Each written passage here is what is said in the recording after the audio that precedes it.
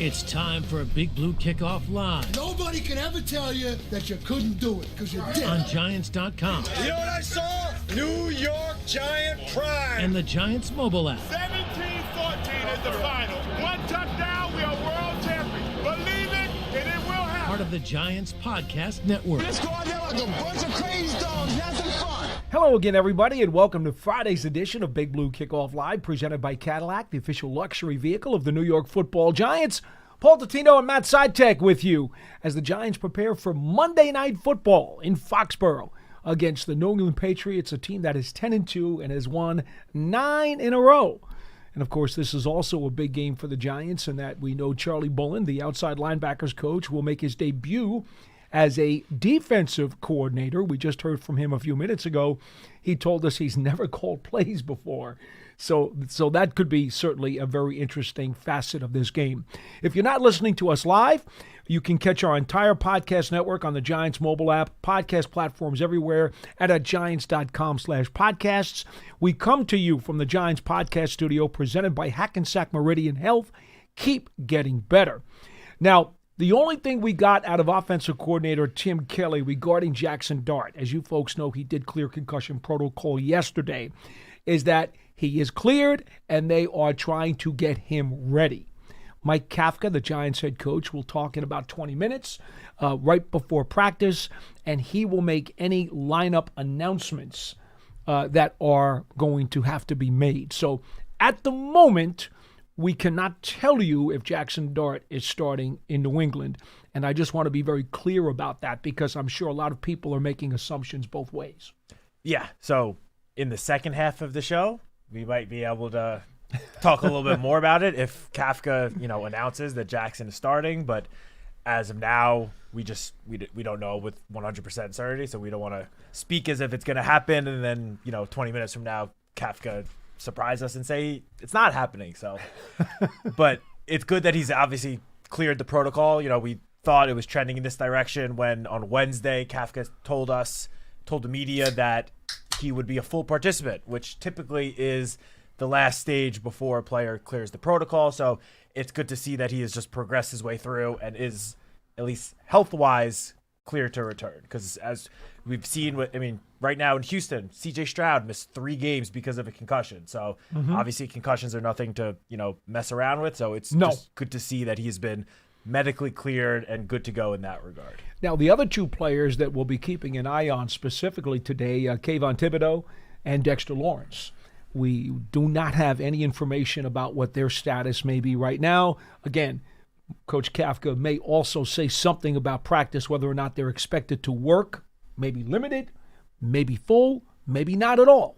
We don't know the answer to that yet, but those 2 guys certainly are very important. If Charlie Bullen's going to go into his first game as a coordinator, I know we'd love to have those guys in the lineup. Of course. Those are 2 of the Giants' top defenders. Now, yesterday was obviously Thanksgiving Day. The Giants did not actually hold a practice, but since the game is on Monday, the Giants had to submit their first official injury report of the week.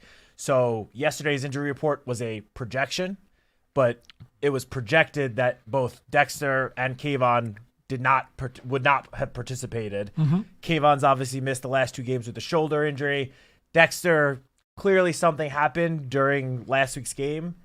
He didn't play quite as much as we were accustomed to seeing in this, second half of the game. Obviously, he wasn't on the field for the big Jahmyr Gibbs touchdown run in overtime. And Mike Kafka has since told us that the elbow injury that caused him to miss the last chunk of last season, he, somewhat banged it up. Again, it's the same elbow. He's been listed on the injury report this week with that elbow. It's the same elbow. So I think that's why the Giants are going to be extra cautious with that, because it is the same injury that he just hurt last year. It forced him to miss the last 5 games of the season. We'll see if he's able to get back on the practice field today or tomorrow. I would think for either, maybe not Kayvon because he's missed 2 weeks now, but if Dexter is able to get on the practice field in any capacity today or tomorrow, I think that would put him in a good trend him in the right direction towards suiting up on Monday. But it remains to be seen. We got to keep an eye out for the injury report. 2 injuries that we are not just looking at, but we know are going to be a factor for the Patriots, the left side of their offensive line. Yeah. I mean, they've already come out and said it. Will Campbell is on injury reserve. Okay, he's got an MCL. There's a no-brainer there. He's on IR. He's not playing this Monday night. And nor is Jared Wilson, their starting left guard, who has a high ankle sprain. And Coach Mike Vrabel already said yesterday he's not playing Monday night. He's already said it. He's out. The initial news with Wilson was, the Patriots were quite relieved that they did not have to put him on injured reserve. But that injury just happened less than a week ago. So even if Mike Vrabel had not said it yesterday that he would be out, I would say there would have been a 99.9% chance that Jared Wilson would have been out anyway. So they are down their whole starting left side of the offensive line. And so they have I'm going to pull up their depth chart real quick, but their backup left guard, Ben Brown, is a journeyman. Yeah. Real journeyman in the truest sense of the word. In fact, last year, he was a center, a starting center for them for over half of the season. He did allow 1.5 sacks during that time period. And Vidarian Lowe, who they got from the Vikes, is going to be their starting left tackle. Last season, he allowed 5 sacks and was penalized 13 times. Suffice it to say, if you know anything about the Patriots this year, their offensive line has not been very good. They've won in spite of them. And now, and also if you look at their play direction charts, they don't have much success running to the left side. And now their starting left guard and left tackle are unavailable. If you're the Giants defense, you have to like your chances to at least be able to diagnose what they're going to do offensively, because this is a big problem for them. They are strictly a heavy right-handed running team. That's just the way they have been all season. It's not going to change with Subs playing the left side of the line. No, definitely not. And if you look at Drake May's stats, the last 3 games, he's only been sacked 1 time in each game, which if you just look at that, across the whole season, that would be fantastic for an offensive line. The 2 games before that, though, against Atlanta and Cleveland, which I will say, obviously Cleveland, Myles Garrett, tremendous defense, but he got sacked 6 times in each of those games. Yes. So while the last 3 weeks might look good, the 3 weeks before that, because before the Cleveland game, he got sacked 4 times against the Titans. This offensive line has struggled to protect Drake May. As good of a season as Drake May is having, and he's obviously in the MVP conversation right now, the offensive line has not really done him many favors this season. And as you mentioned, I can't imagine it's going to get much better when you lose your starting left tackle and your starting left guard. This is I feel like I've said this several times over the last month or two, but this is a prime opportunity for Abdul Carter to really, first of all, to get that first sack of the season, hopefully even more, because as we know, Brian Burns typically lines up on the left edge, which makes him line up against the right tackle. Well, That's where he's primarily lined up. Yeah, part of the problem is they do juggle their 3 pass rushers a lot, and without Kayvon, it's kind of changed things a little too. But Burns has has taken most of his snaps, at least. I don't have the breakdown. I don't know what the actual play breakdown is. Before this past week, it was a majority. I'm not sure, maybe last week changed it a little bit. But regardless, Abdul Carter is going to have a great opportunity to hopefully pick up his first full sack of his career, of the season. Darius Alexander just did that last week. Got his first 2. Well, remember, hopefully Morgan Moses is the right tackle. Remember that, too. He's been around a long time. He's a proven veteran. He's a proven veteran, but to be honest, I mean, even the Jets got rid of him. Yeah, proven veteran. I'm not saying he's a proven, all-pro veteran, but he's a guy that's managed to find a way to stick around the NFL for as long as he has. I give him credit for that. He's more, I would say, of I don't want to say an upgrade, but a better tackle probably than the backup left tackle, Vidarian Lowe. Yes. So either way, the 2 edge rushers, hopefully 3, hopefully Kayvon will be able to return, but at the very least, Brian Burns and Abdul Carter, they have a very good opportunity to just wreak some havoc on this offensive line. That would be impressive if that does go down for the Giants, because What we know about the Pats, just so you guys have a little bit of an idea, yes, they're 10-2. Okay, but here's the thing. They have struggled immensely like the Giants have in the red zone offensively, and that's because their offensive line is not a power line. They have not been able to bully people down inside the 5 and inside the 10. They become very one-dimensional down there. And we've talked about this for years, okay? For years. If you don't have a strong offensive line, the red zone where everything gets compacted is going to be all that more difficult for you. And that is one of the very big Achilles heels on this Patriots team. Quite frankly, their defensive line is not very stout either. And when you look at why they have somehow miraculously used smoke and mirrors to get to 10-2, you look at the fact that they're second in the league in fewest missed tackles, so they're fundamentally sound and don't let people escape. 45 missed tackles. That's it. Shocker on a Mike Vrabel defense. Tell me about it. They only have 11 drops on offense. The Giants have over 24. All right, just by comparison, so you understand. They're not screwing up games. They're not in the business of giving out charity, even though it's the holiday season. That's not what the Patriots do. And that's why when they're in position to win these games, they do win these games. Also, the other number, 0 in turnover ratio. Anytime you can be 0 or plus, you're giving yourself a much better chance to win. That's it. It's really simple. And they've just done a great job on both sides of the ball in key situations. I'm talking about 3rd and 4th down. Oddly enough, you know, they're 12 games into their season. They also have their bye next week, similar to the Giants. But oddly enough, they rank on offense. They have the 7th best 3rd down offense and the 3rd best 4th down offense. On defense, they are ranked as the 7th best 3rd down defense and the 3rd best 4th down offense. They have the same ranks on 3rd and 4th down on both sides of the ball, which is kind of just crazy 12 games into a season. But it is in the red zone where they have struggled, as you mentioned. They come into this game ranked 19th in red zone offense. And here is an opportunity for the Giants to really take advantage because they rank dead last in red zone defense. And that's because the line is not very stout. And especially now that Milton Williams got placed on injured reserve last week. Big loss for them. Big loss. He was their primary reason why they come into this game with the 2nd best rushing defense in the NFL. Last week was the first game they played without him. Chase Brown had over 100 yards against them.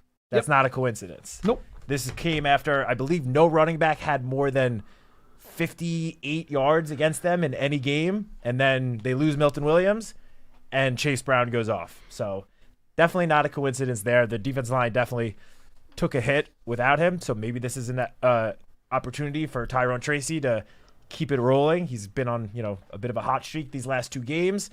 And especially in the passing game, New England is one of the worst defenses in terms of slowing down opposing running backs in the passing game. I think they rank 2nd or 3rd most receptions allowed to running backs this season. So this could be a good opportunity, a big opportunity for Tyrone Tracy to have his, 3rd consecutive 100-yard game? In terms of yards from scrimmage. Yards from scrimmage, yes.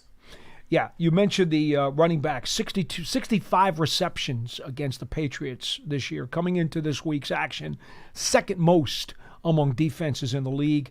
And also, quite frankly, tight ends, 76 receptions against their defense. Also coming into the week, tied for 2nd most in the league. Theo Johnson. I mean, it's not hard.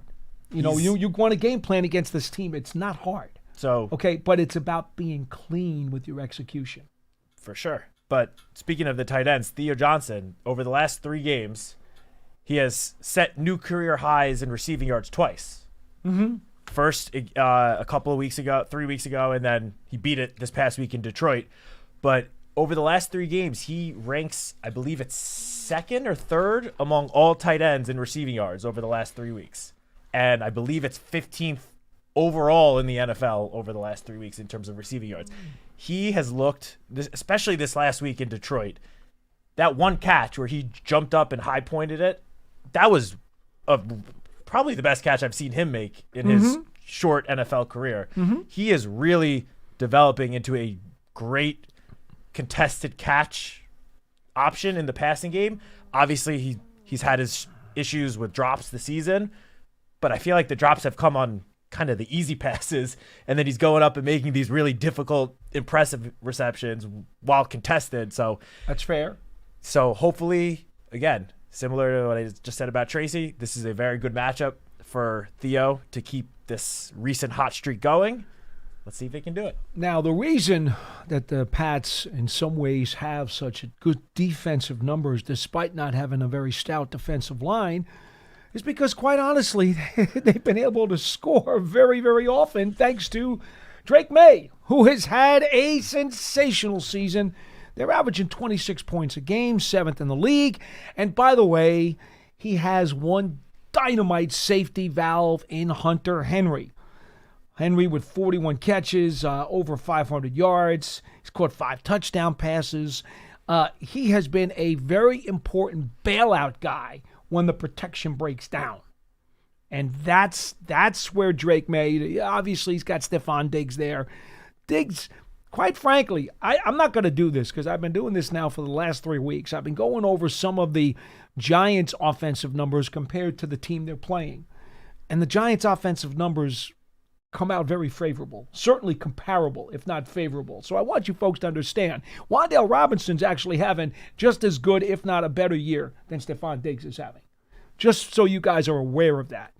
This is not the Diggs that was destroying people with the Vikings a few years ago. He's a little bit less of a player, but he's also coming off a horrible injury 2 years ago. Yes, that's what I was going to say, that it was last year that I believe that he had the torn he was with ACL. Houston, and he was injured with the knee. His season got cut short, and the beginning of the season of this year, New England kind of eased him into action. You look at the first maybe month or so, he wasn't playing that much. He was getting targeted when he was out there, but he really his snap counts weren't that high.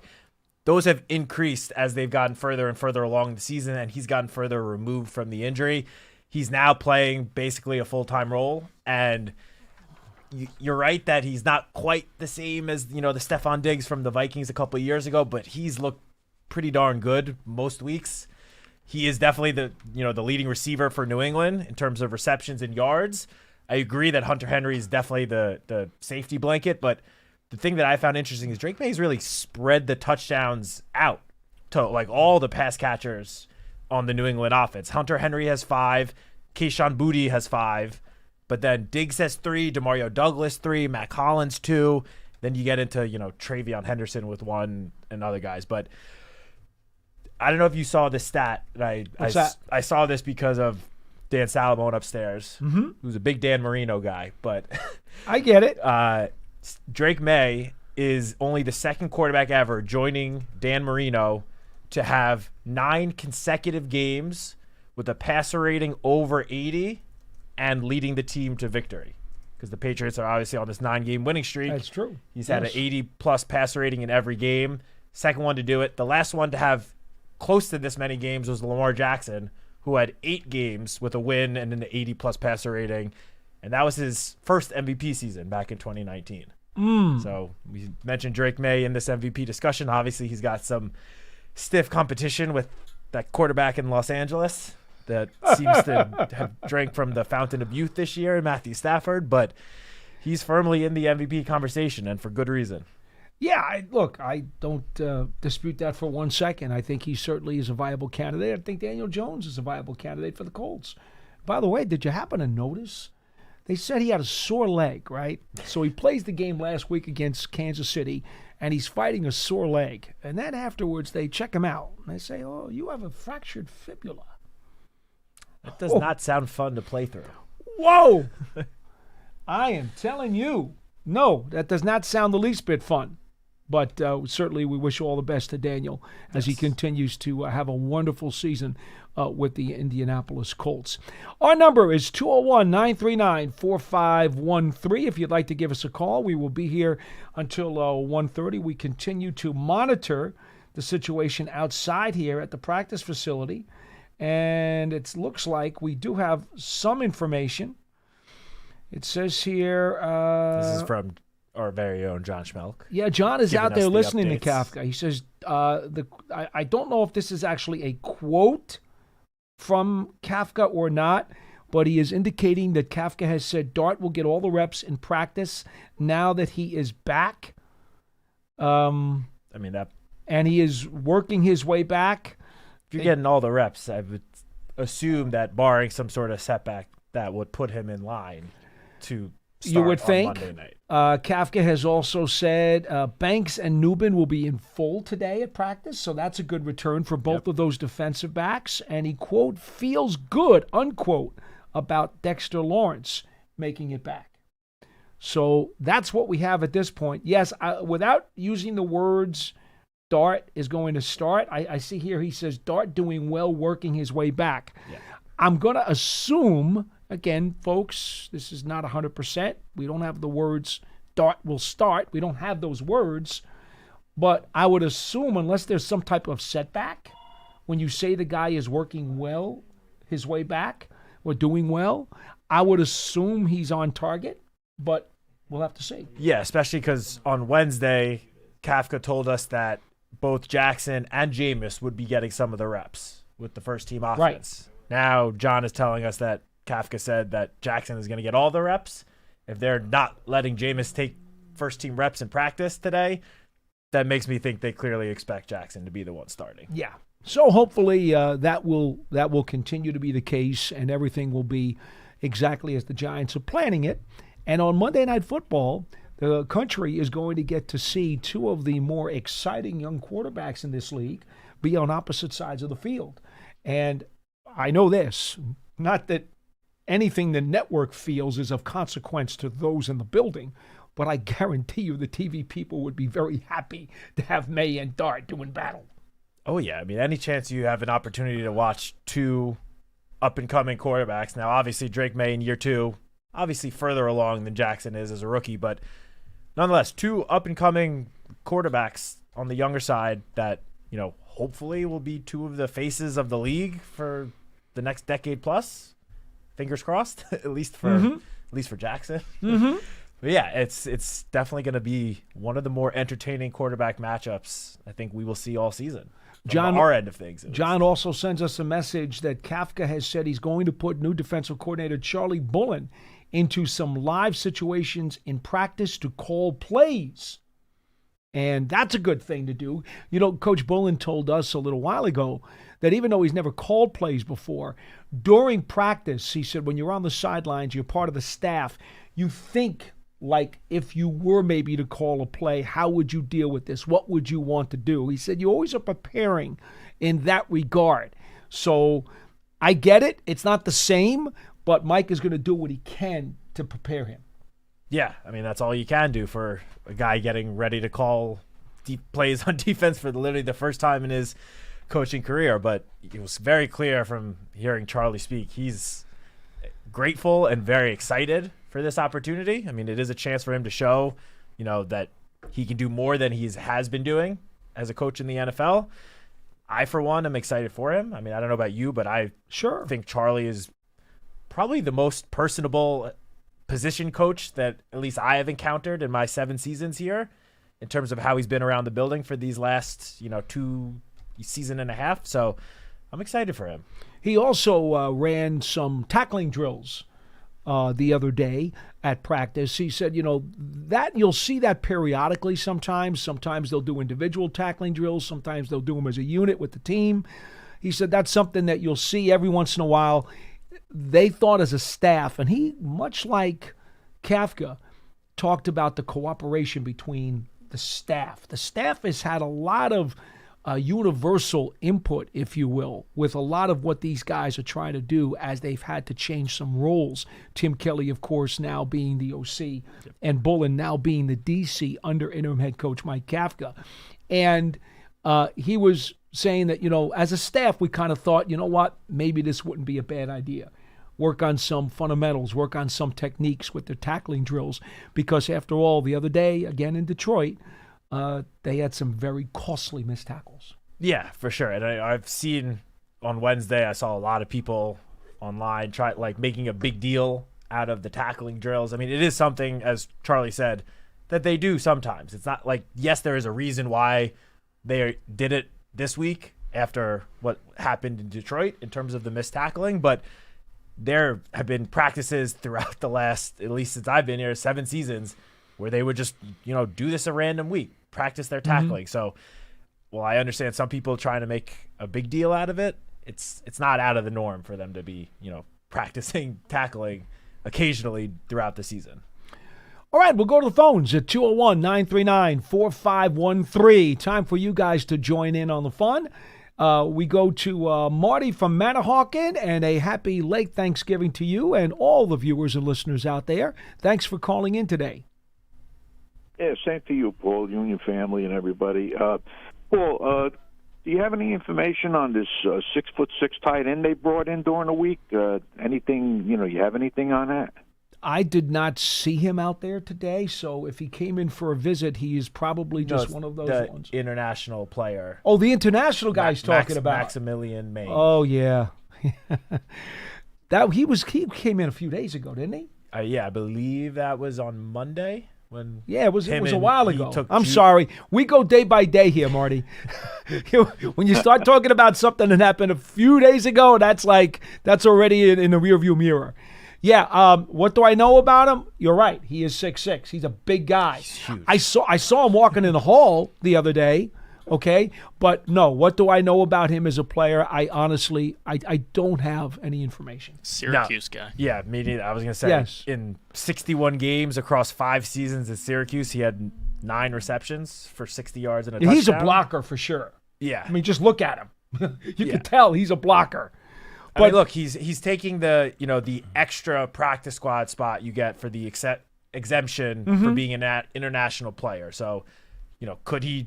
This is clearly like a developmental project. We've seen the Giants have guys on the practice squad in that international exemption spot over the last couple seasons.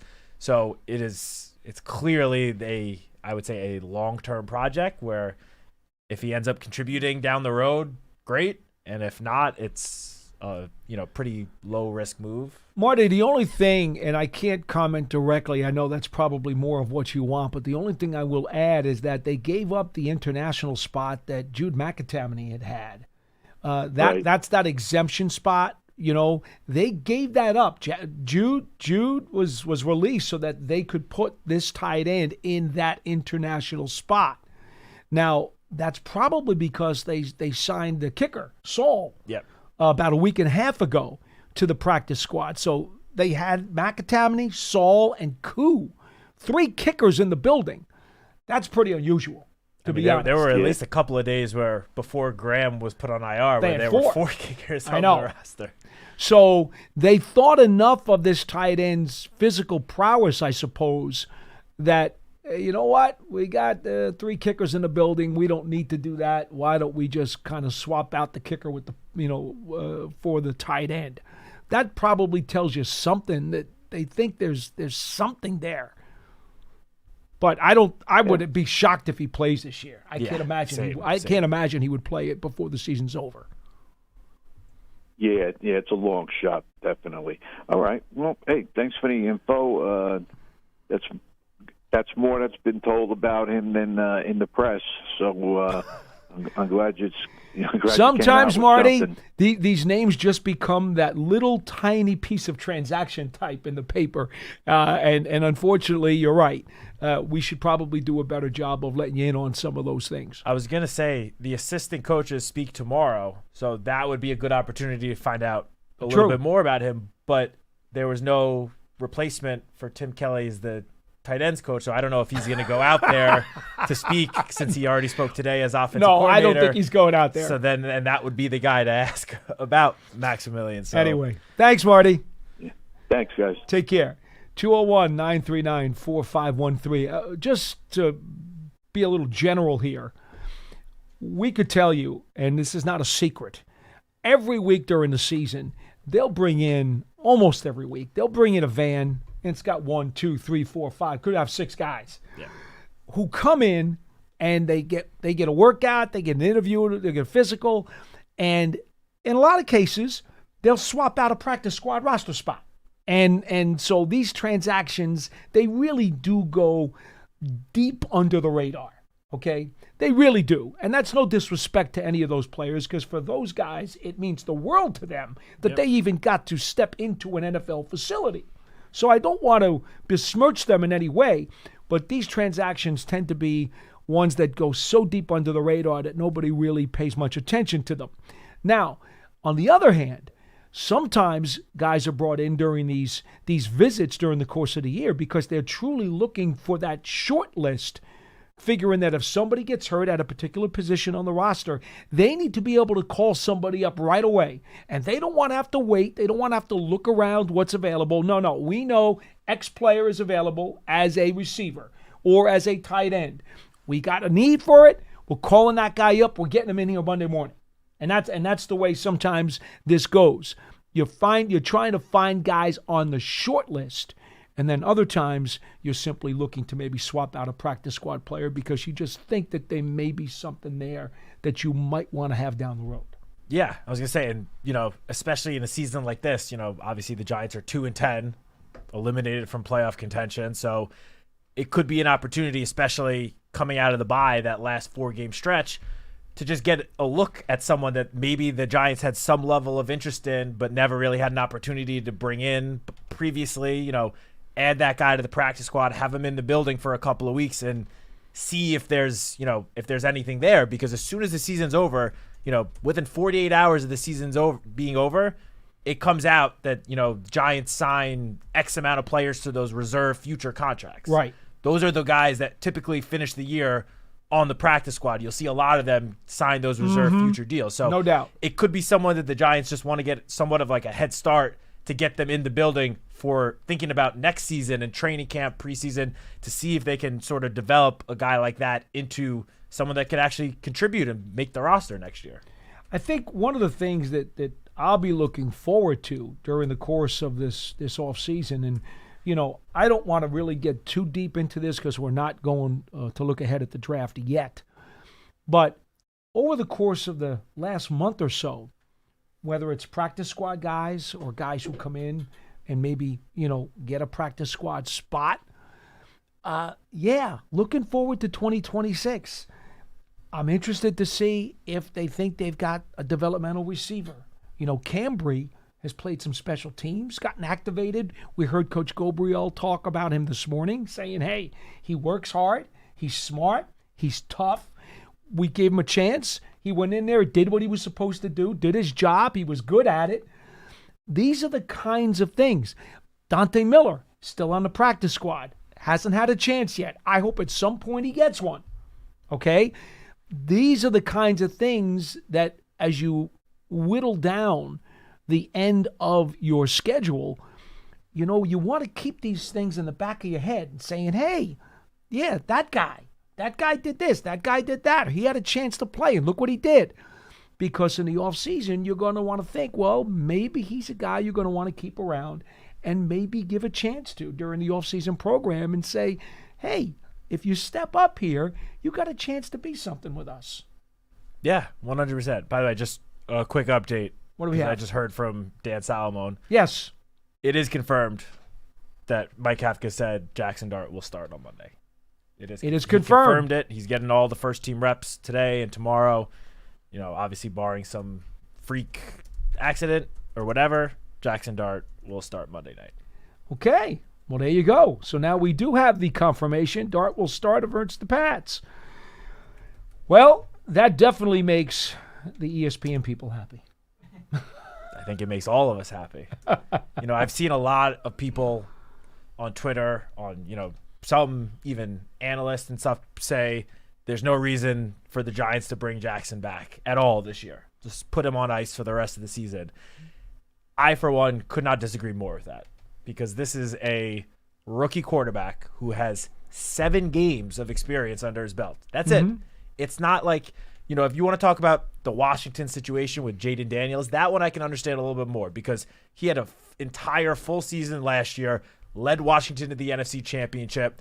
Now they're in a completely lost season. I personally don't see much for Washington to gain with bringing Jaden Daniels back late in the season now. But for Jackson Dart, he's literally only played 7 games in the NFL. As a rookie quarterback, you need to get as much experience as humanly possible. Obviously now, we want Jackson to be safe when he's out there. We want him to, hopefully take less hits. Not every single opportunity he gets to fight for that extra yard or two. Some cases, as Tim Kelly just mentioned before, one of the biggest things Jackson needs to learn is there's a difference between fighting for that extra yard with 8 minutes to go in the first quarter and fighting for that extra yard when there's 30 seconds left in the fourth quarter. There's a big difference between them. So obviously everyone wants Jackson to be smart, take less hits in these final 5 games, but it is so valuable for him to be out there and getting as much experience as possible because we want to see him next year take another huge leap. And to set himself up for that, he's got to face as much, experience, face some adversity, get reps in now. So I'm happy that this is the route the Giants are going with Jackson being cleared and immediately being put back out there because he's got 5 games left. I want to see him play well these final 5 games. Obviously, hopefully win a couple of games, but just get him out there, get more experience because that's going to help him next year. Well, this will be his first primetime road game with the Giants. Yeah. We remember what happened in the last primetime game. That was the highlight of the season. Win over Philadelphia at home. Every experience when you're a rookie is a new experience. Yeah. And so there needs to be something that comes of it. You have to learn something from it. You have to gain something from it. If nothing else, just the opportunity to go through it. So I do understand all of that.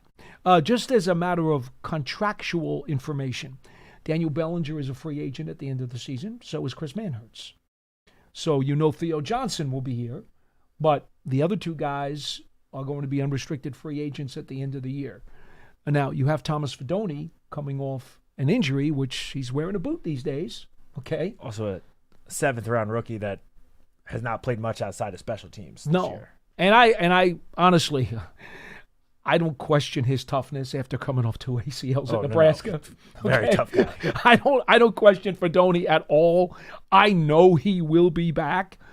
But for sure, the Giants will want 3 tight ends on the roster going into next season. So they're going to wind up having somebody during the offseason. They got 2 guys under contract, Fidone and Johnson.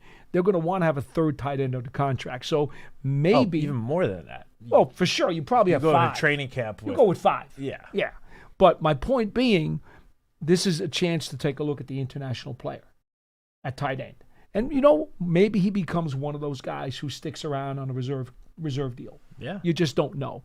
And so, again, just thinking ahead a little bit, that's the kind of conversation that you have when you talk about some of these guys who do fly deeply under the radar. Is there a chance that maybe he could be a guy you'd want to carry through the offseason because you're going to want to give him a spot or at least a chance to earn a back-end spot on the 53? Yeah, I mean, that 100%, that will likely be, that sort of explanation will likely be the root behind some roster moves we see over the next, month plus. These last 5 games, 6 weeks of the season, there are going to be some moves that, we might look at just on paper and be like, well, that's interesting. I don't know how that guy is going to contribute this season. Exactly. But some of these moves are with an eye towards next year. And just real quick about your last point about every, experience that Jackson is experiencing now is a new one. That is a very good point about this being his first road primetime game because the Giants had 3 primetime games this year. 2 of them were at home and then this one on the road. And that's coming off of a poor season last year where expectations outside of this building before this year were not very high. With Jackson playing the way he's been playing, hopefully a healthy Malik Neighbors, a healthy Cam Scadaboo, whatever other offseason additions the Giants make in the coming months, the Giants might be like a popular pick to surprise teams next year, which could land them in more primetime games than we've kind of been accustomed to these last couple of years. So agree with you completely that Jackson getting this experience of playing in primetime under the bright lights in an opposing hostile environment is a very good experience because he could be, he could have 2 or 3 games like that next year. So it's good to have him do it this year where obviously you want to win, but the stakes are not quite as high as hopefully they will be next year. So good experience for him. I'm happy he's going to be out there. Yeah, I'll say this right now. With those two very exciting rookies and neighbors coming back, I think the Giants will have at least 3 primetime games next year. It would not shock me if they even have 4. No matter what their final win-loss record is this year. That would not shock me at all. Yeah, I mean, the networks want to see these young up-and-coming quarterbacks. And through 7 games, Jackson has looked pretty good in that regard. So, anyway, 201-939-4513. We do have phone lines open if you'd like to give us a call. One thing that we did see yesterday during the Thanksgiving schedule, the Dallas Cowboys wound up beating the Kansas City Chiefs and put themselves back into the wild card race. That's part of the Giants division, obviously. It looks as though the Giants and Washington will be battling it out as the also-rans in the NFC East, because Dallas has suddenly somehow woken up, and in the last couple of weeks, they have asserted themselves as a team that at least you have to have a conversation about. Well, I'm honestly not that surprised. Because their offense has been playing at an elite level basically all season. And that was even with CeeDee Lamb missing a month of the season. It was their defense that has been the big problem in Dallas. And, props to Jerry Jones, because he went out there and made a couple of very big, aggressive moves before the trade deadline, bringing in some veteran players to help improve the defense. And when you combine them with some of the injured defenders that they have now coming back, almost half their defense is different from, week 5. Almost half of their starters on defense are completely different guys and kind of proven veteran guys that were not there earlier in the season. So it doesn't surprise me that they're, especially the defense has taken a jump over these last couple of weeks. I mean, Quinnen Williams is a very good football player. We know that. He is. We've seen him from not too far away playing at MetLife Stadium here. He is very good and has helped immediately upgrade their run defense, which, I mean, every aspect of their defense was really struggling. So it doesn't really surprise me that they have catapulted themselves right back into the playoff race. It's still going to be an uphill battle for them to make the playoffs. Yes, it is. Because they're still behind several other very good NFC teams. I mean, the Lions are out of the playoffs right now, and they're still ahead of Dallas. So Dallas still has some work to do. The Giants will obviously play them Week 18, that could end up being a very big game for Dallas if they keep trending in this direction. And quite frankly, also could be a possible flex game. If the game ends up meaning something for Dallas and Jackson continues to play well, then it could. Yeah, there's a chance. Yeah. Just as you know, just so you know, folks, a little FYI in discussing next year's schedule. Now, we know that there are 3 games that still need to be determined based on the final standings of the 2025 season. But just to give you an idea of what we were talking about in terms of primetime games that the networks may want when you're talking about a Dart, a Scatterboo, and a Neighbors and so forth. Outside of the division opponents, Giants have home games against Arizona, not so sexy. San Francisco, yes. Jacksonville, kind of, not really. Tennessee, not really, right?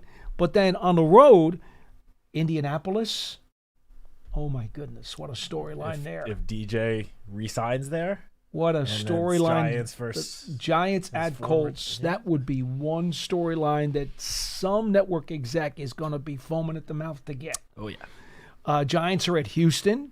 Probably not that sexy of a game. Giants one of the Rams best defenses in the league. C.J. Stroud. Yeah, Houston not a great market though. True. L.A. Rams. Giants at L.A. Rams. Ooh. You talk about New York, L.A. Yeah, that's a big time market. So you could definitely see that as a possible. And we all know whenever the Giants go to Seattle, it usually does not turn out well. More often than not. But that is a West Coast, East Coast thing, and I don't know that would necessarily be an attractive primetime game. I'm not so sure that it would. We'll always have that Colt McCoy game in Seattle. Yeah. Well, of course, the Isaiah Simmons blocked field goal too. Yeah. But then even the TBD matchups for the Giants that obviously will depend on where the Giants land in the standings in the NFC East, but they play on the road against the NFC North same place finisher, which Who knows? it's if the Giants finish in 4th in the division, that seems likely it will be Minnesota. Yeah. Minnesota, if they're basically a quarterback away, which is kind of crazy because they just spend a first-round pick on a quarterback last year. Mm-hmm. But if they decide to pivot away from J.J. McCarthy and bring in a veteran, that team is immediately a contender again. So that could be an appealing matchup for a primetime matchup. And even if it's not Minnesota, Chicago with the way they're playing, Lions, Packers, all of those would be great matchups. Oh, it's a tight division. There's really no way to tell exactly how that's going to shake out. Yeah, I mean, the top 3 teams in that division in any sort of order could go 1, 2, and 3. Yeah. Over the next 6 weeks. It would not surprise me in the slightest bit. Mm-hmm. Now, the same place finisher in the NFC South, that's probably not the most appealing matchup. No. And AFC North, I think it depends. If Giants end up being matched up against, Cleveland, maybe not. I mean, it depends. Probably if they not. end up with a top pick and then end up picking, the top quarterback in the draft this upcoming year, or if Shador Sanders Interesting. continues to, plays really well over these final 6 weeks and establishes himself as the starter, then maybe that would be an appealing storyline. But There's a possibility there, I guess. point being, there are several matchups where we easily could see the Giants playing in primetime. So getting Jackson as many primetime experiences as possible this year, when, again, the stakes are not quite as high, is just going to be valuable for him in the long run. Yeah, because it wouldn't shock me if they give the Giants 2 NFC East primetime games. Of course. that Any of those would games. Not, yeah, you know easily the way be those primetime. games are. Yeah. Those are always attractive to the networks anyway.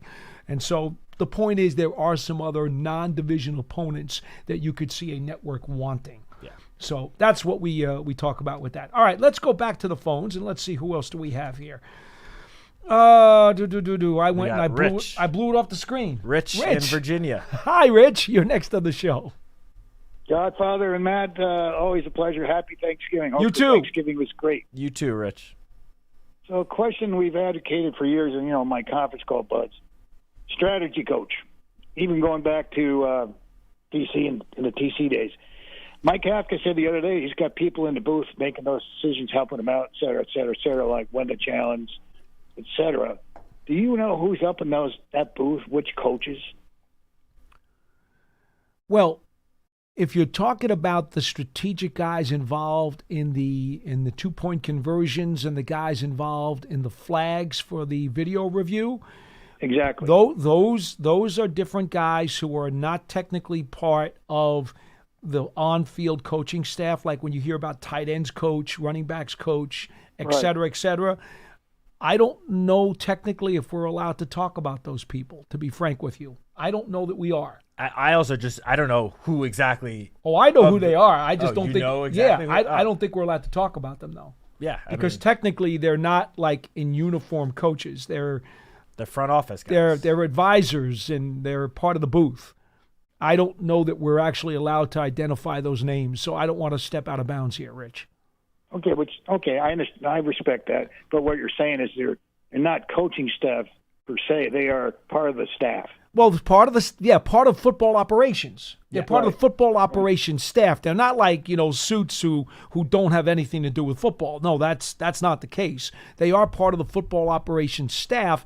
I just don't know that we're allowed to necessarily name them. I mean, you can on Giants.com, everyone that's on the football side is listed there. Yes, with their titles. So you're more than welcome to go and look at everyone that's listed there on the front office side. It's just as Paul said, can't just say exactly who is the one that's buzzing down saying, "Hey, challenge that." I will tell you this, Rich. There's a cooperative effort. Everybody up in the booth upstairs has a headset on. Yeah. And they do have ability to communicate with the coaches down on the sideline. And there will be times where you will hear the head coach will say, and this has happened many times in the past, well, the guys up in the booth were all screaming at me on the headset. We got to look at that. So it doesn't have to be just one person saying, I want that video review. There may be 4 or 5 people in that booth who are on headsets saying, you got to look at that because he was out of bounds. It likely is more than one guy buzzing down saying, hey, take a look at that. Because if it's just one, then it's just one person's opinion. But if a whole booth up there saying, hey, take Well, then a look, the flag's take another coming look out at quick. that. Yeah. Yeah, so what we say that is, in the military, it's called a collaborative effort. Yes, that sounds Yes. good, Rich. I like that. Do you know, by any chance, I assume, they're making informed decisions or recommendations to MK, that they have a TV up there that replicates what we're seeing? Well, this is another sticky point. All right, how can I delicately describe this? The video replay reviews that the coaches get upstairs in the box are no different than what you're going to see either in the stadium on the scoreboard or on the television replay that is on the monitors that are upstairs in the press box. They don't get a separate angle or a separate view or any kind of different replay than what's either available on the scoreboard or on the TV replay monitor. Okay? Okay, that's exactly that. So they're seeing what we're seeing. Yes, they're not seeing anything that's different. fair. Which, to be frank with you, there's a new system that the NFL put in place this year. They have cameras all around every area of the stadium, specifically for replays. The coaches are not tied into that system, so they cannot look at alternate views, even if they wanted to. But the league does have access to those views, and the replay headquarters at the NFL has access to those views. So I guess what I'm telling you is the coaching staffs of these teams, when they're sitting up in the press box, they don't have the full access to make a 100% clear decision. They have the same access that the fans do. Yep. Okay. Okay? That's good. All right, gentlemen, you guys rock, and keep up the great work that you always do. Thanks, Rich. Thank you, Be Rich. well. David Smith 9 says, what are your predictions for the end of the year awards? I don't know if he's talking about the Giants awards or just the NFL awards. I'm assuming NFL awards. And it's way too early to... There are some great candidates for each. Well, what of are the your awards. predictions? My heart says I want Daniel Jones to win the MVP. Okay? How about that? I don't know if that's... I don't know if he will, but I want him to. I'm going to go with Matthew Stafford for MVP because he clearly is the front runner right now, and I don't see the Rams slowing down anytime soon. I think they are on a fast track to the number 1 seed in the NFC. I think you're right. I simply said I want Daniel Jones to get it. I'll go Drake May. But he won't. Drake May's a great pick too, Pearson. New England guy going Drake May, that's a shock. But it's unbiased. It's I'm also biased. it's a very legitimate As pick. crazy as Jonathan Taylor is an argument too. But Jonathan he'll probably Taylor's get another great He argument. definitely has an argument. It's just, as we know, it's become a quarterback award. So I know. think Jonathan Taylor will win Offensive Player of the Year because that seems to be the award that the best non-quarterback gets, even if he deserves MVP.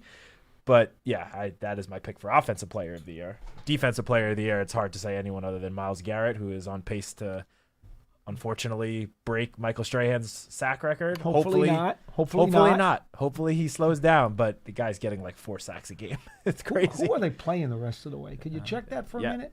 I'd like to know because... Not that it matters too much. No, somebody's got to get in the heads of those left tackles and make sure he does not break it. So he's got a matchup against Trent Williams this week. That's Okay. going to be tough for him That's against good. the 49ers. That's good. But then he gets the Titans. Uh-oh. Not as tough. No. The Bears. Not the toughest. No. The Bills, who at least, granted, the Bills matchups in Week 16, but Sean McDermott announced today that the Bills are without both of their starting tackles this week. Right Granted, now. again, that's 3 weeks later, so chances are one of them at least comes back. Deion Dawkins. And Josh Allen does tend to run away from people. Yes, although last week he got sacked I know. career high 8 times. I couldn't believe that. Not great.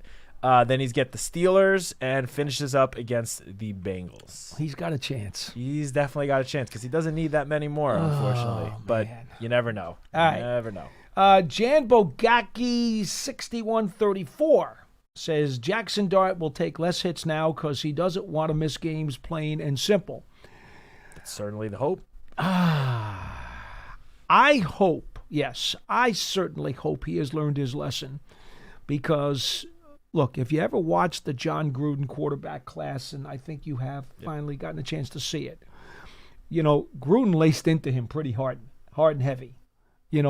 kid, I don't like this. What the heck are you doing? You can't do this. Availability is the most important thing that I need as a coach. I need to know I can count on you to go out there and play for me every weekend. He couldn't have been any more open, frank, and honest. And yet, Jackson, during the first half of his rookie season, I don't think the word reckless is necessarily appropriate, but let's just say I think we would all agree he's been perhaps too aggressive with his legs. Yes. I mean, there have been, a couple of plays where you can easily, he sought out contact. He was there were a couple of plays, I forgot which game it was. There's one play in particular where he was running on the sideline, and it would have been so easy for him to literally just take one step to the left out of bounds. And instead, he initiated contact with the defender on the sideline. And he was fine, but that's just an unnecessary hit that, as a quarterback gets further into his career, learns to not take. I mean, Josh Allen as a rookie, granted Josh Allen's bigger, but as a rookie, Josh Allen took a ton of hits. Yep. And as he's, had more experience in the NFL, he has learned, in order to be available for his team every week, he can't take as many hits. And he doesn't take as many hits running with the ball. Obviously, if you're getting sacked or hit a quarterback hit in the pocket, there's not a ton you can do. You can try to get the ball out a little quicker, but sometimes, obviously, as we know, you got to stay in the pocket a little bit and take a hit in order to make a throw. But as a runner, Josh Allen has learned to take less hits. And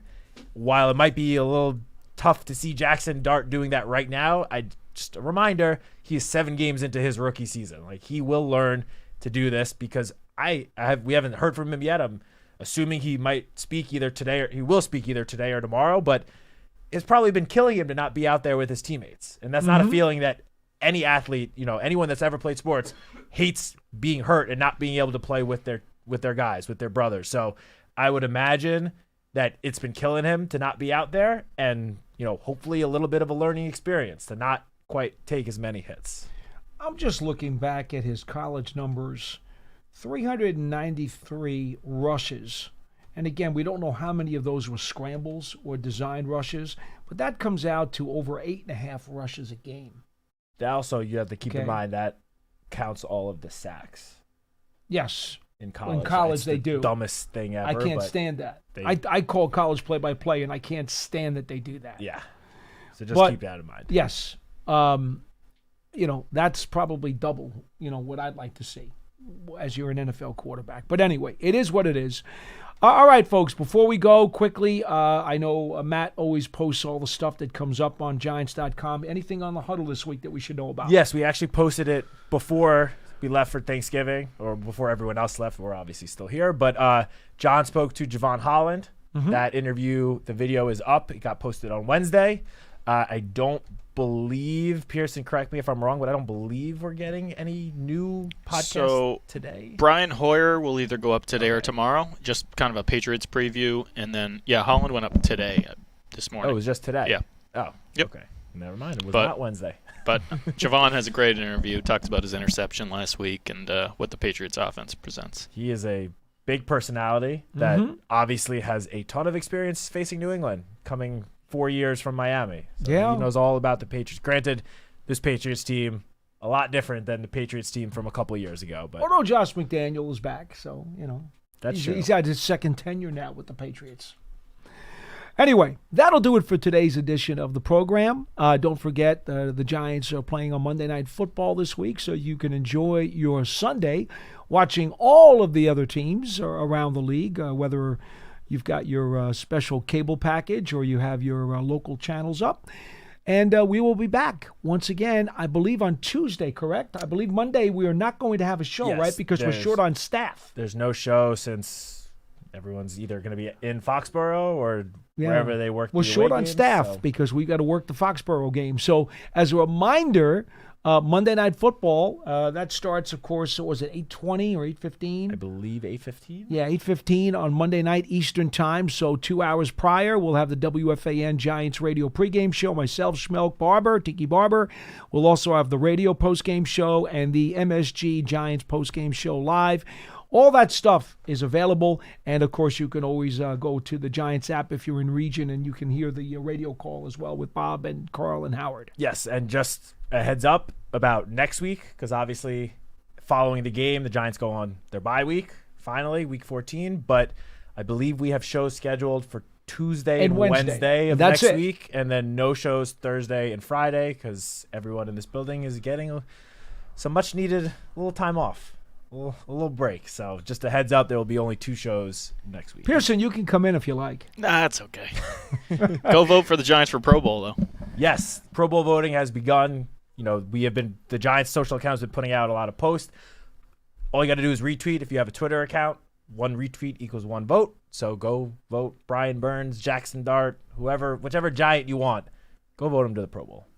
Andrew Thomas. Get Andrew Thomas to a Pro Bowl. Absolutely. All pro and never made a Pro Bowl is crazy. Andrew Thomas and Brian crazy Burns should be automatics for anybody who does go vote those guys. Whoever else you might want, go vote them to the Pro Bowl. All right. Thanks for listening to today's episode of Big Blue Kickoff Live, presented by Cadillac, the official luxury vehicle of the New York Football Giants. We come to you, as always, from the Giants podcast studio, presented by Hackensack Meridian Health.